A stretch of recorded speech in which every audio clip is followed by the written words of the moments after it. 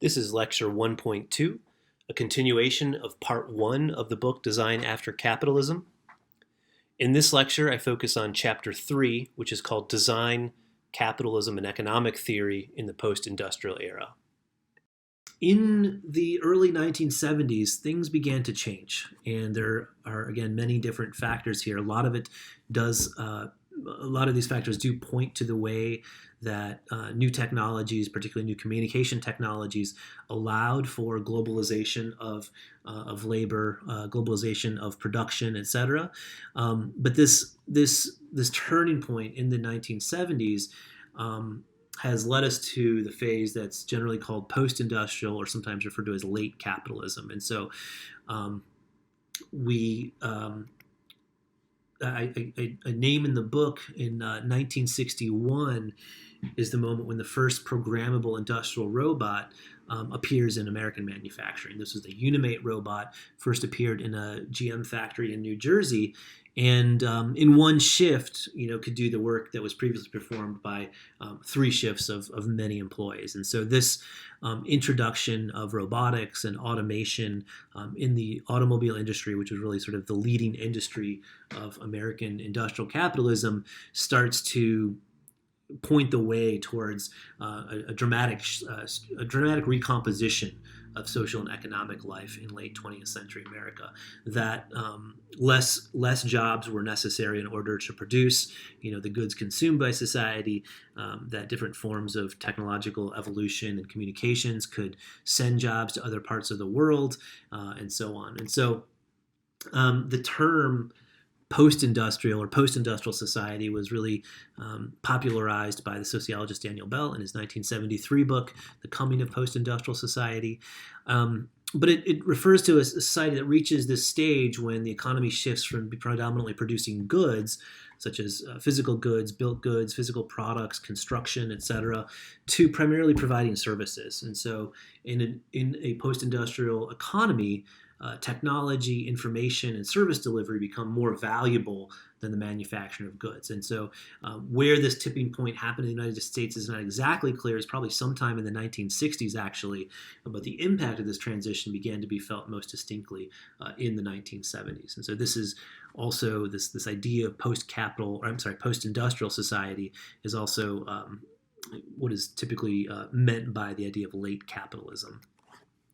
This also paired with the sort of cultural idea, or the various cultural forms of postmodernism. And so this period of late capitalism finds a kind of cultural form in postmodernism, which at its core really was kind of a rejection of modernity, rejection of modernism as a universally applicable project. The idea that there was a sort of these grand narratives of rational, scientifically supported, progressive kind of march through time, that industrial production and consumption, which were kind of tied to private businesses and supported by democratic governments, et cetera, like that all of this was some kind of progress towards the end of history, really became under attack. And so this expressed itself in many, many, many different ways, became somewhat evident in architecture. So we're looking at the left of a piece of architecture by Frank Gehry, really kind of upending any sort of like existing understanding of kind of the formulation of buildings and building programs. This was identifiable in graphic design as well as in industrial design. We're looking at an example of a graphic design piece by April Greiman from 1979. And has been, I think, captured and theorized well by Frederick Jameson, looking at it also from a wide perspective of cultural forms, architecture, literature, cinema, as well as the economy and politics. And so what starts to happen here is that these kind of existing economic ideas, but even cultural ideas around, an object maybe having a use value, being an object in and of and for itself, starts to come loose, partly through some of the thinking of post-structuralists. And admittedly, this is like some murky territory. But the idea that something is always signified by consumption kind of relates products and commodities to the way language works. The idea that a word isn't a word as a word doesn't mean anything. It only means something in combination with other words. A car in and of itself isn't just a car, it's always in relationship to other cars, a toaster oven, a sofa, a poster, whatever it is. And so in some ways, objects really disappeared into systems. They disappeared into social and economic and sort of theoretical systems, but they also disappeared into systems of objects. And I'm sort of paraphrasing in some ways the ideas here of Jean Baudrillard, who spent a lot of time, or I guess commented pretty heavily on this from a post-structuralist point of view. If all of this sounds like crazy mumbo jumbo, I also found this very fascinating quote from the Harvard Business Review from 1980, which says, "Products are almost always combinations of the tangible and the intangible. An automobile is not simply a machine for movement visibly or measurably differentiated by design, size, color, options, horsepower, or miles per gallon. It is also a complex symbol denoting status, taste, rank, achievement, aspiration, and these days being, quote, smart, that is, buying fuel economy rather than display." And so in that quote from the Harvard Business Review from 1980, really identifying, that we're well beyond thinking about, the production of these objects, that consumption is the primary act. And so this is also the time when, of course, computers are becoming something that don't only live in research labs and for the purposes of science, but start to take off in businesses and even in the home. And so as the personal and business computing begins to expand in the 70s and into the 80s, the term user-centered design becomes coined. And that was actually 1986. And so suddenly there's all these new issues of what does it mean for a layperson, a non-expert, to use a computer or work with a computer and so on.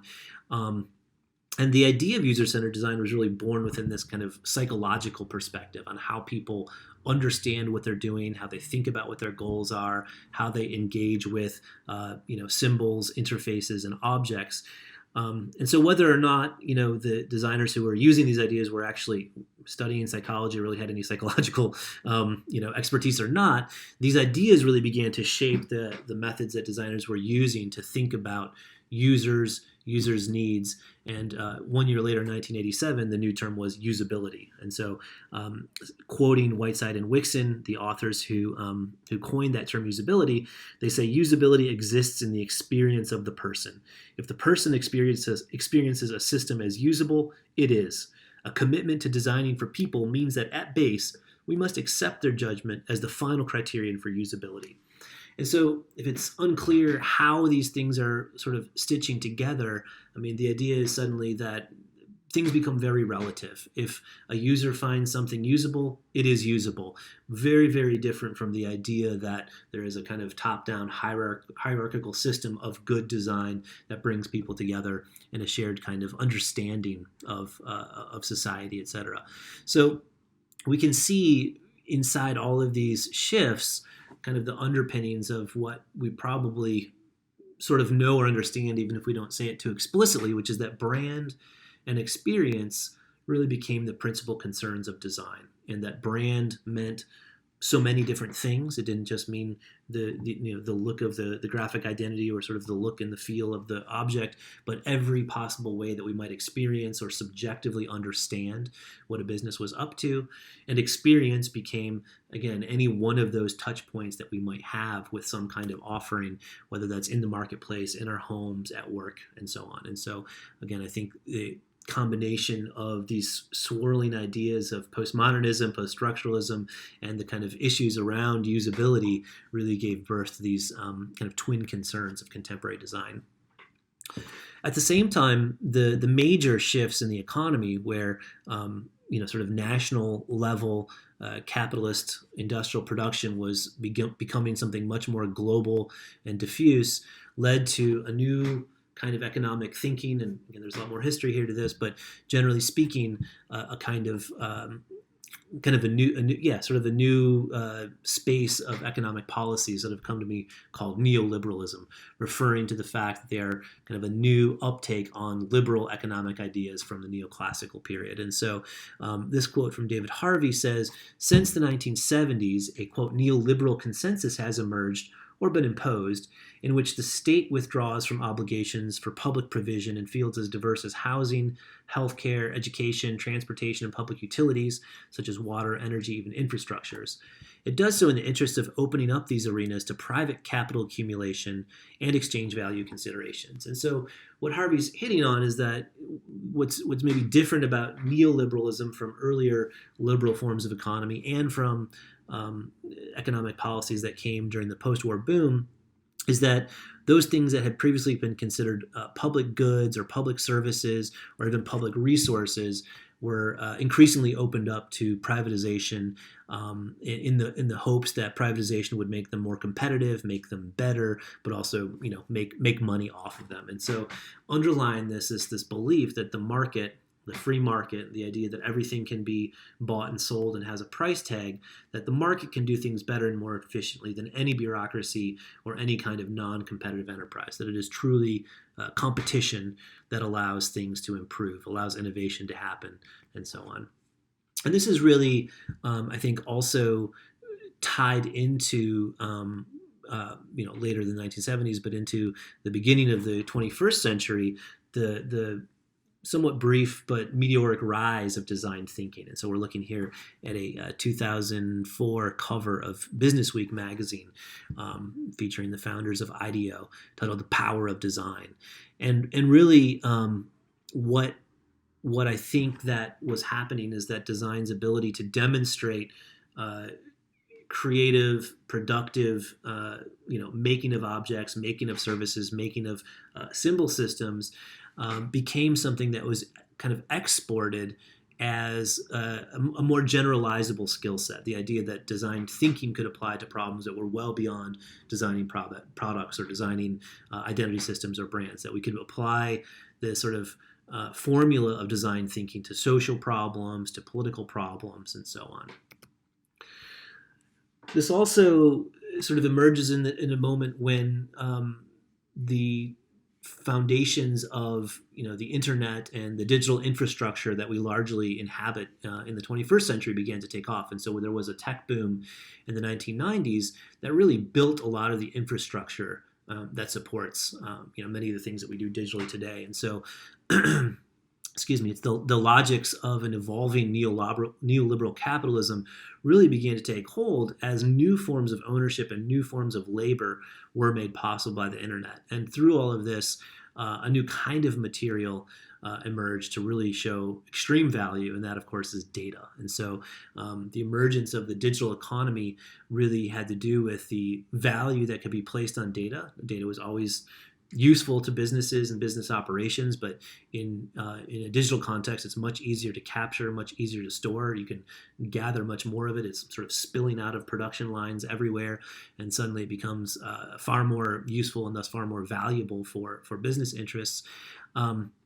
But data also needed kind of a new business model. So as a new material, it needed a new business model, and that new business model became the platform. So a platform being a digital infrastructure, it provides not only the sort of the ground plane, but also really sets the rules and determines the interfaces for two or more parties to interact. And so if we think about all the different kinds of things that happen within digital platforms, it is in some ways the platform owners who get to set the rules of the political economies that unfold inside those platforms. The Canadian digital studies and economic scholar Nick Srnicek has identified in this book, Platform Capitalism, 5 distinct platform types. And I think this is really interesting because we are probably really familiar with advertising platforms such as Google and Facebook and maybe understand a little bit how those work. But he comments on these 4 other platform types, such as cloud platforms, such as Amazon Web Services and Salesforce, industrial platforms like GE and Siemens, product platforms like Spotify, lean platforms like Uber and Airbnb, and notes that these are not mutually exclusive, and often these kinds of divisions are merged within a single company. So Amazon Web Services is a cloud, represents a cloud platform, but actually Amazon as a company spans all 5 of these categories of platforms. So again, many, many more things to say about that in the book, but starts to help us understand how kind of like economic and sort of production power shifts over into those who are able to control, again, the ground planes and the rules according to which production can happen, people can communicate with each other, information is shared or not, and so on. Near the end of this section of the book, I try to sort of pull together the economic thinking and economic theories put together by the British design historian John Heskett. And so there's a really fantastic book that was published actually just after John Heskett passed away in 2017 called Design and the Creation of Value. Contains essays in which he's done kind of the amazing work of looking back at history of economic theory in Western capitalism, and is really looking for where design exists in any of these economic theories. And the short answer is it's hard to find. It's really hard to find in classical, neoclassical, Marxist, Keynesianism, even neoliberalist economic theory. It's really hard to find the place where the activities of design have a theoretical model of value creation. And so Heskett says somewhat resignedly that it is that neoclassical economic theory is the dominant theory of the capitalist system, and criticizing it is likely to have little effect, which is a little maybe a little sad to hear him say that after doing all this great work. But on the other hand, he does take the next step to attempt to theorize it himself, having thought very. Having looked really deeply at how design operates. And what I think is really fascinating is in his model, his value creation theory model, he identifies, different ways in which design can create value. And these generally boil down to innovations in process, innovations in product, innovations in transactions, and points to the ways in which all three of these end up pointing towards the one primary goal of value creation, which is imperfect competition. And this is a reference to an idea from the Austrian school of economic thinking from the 1930s.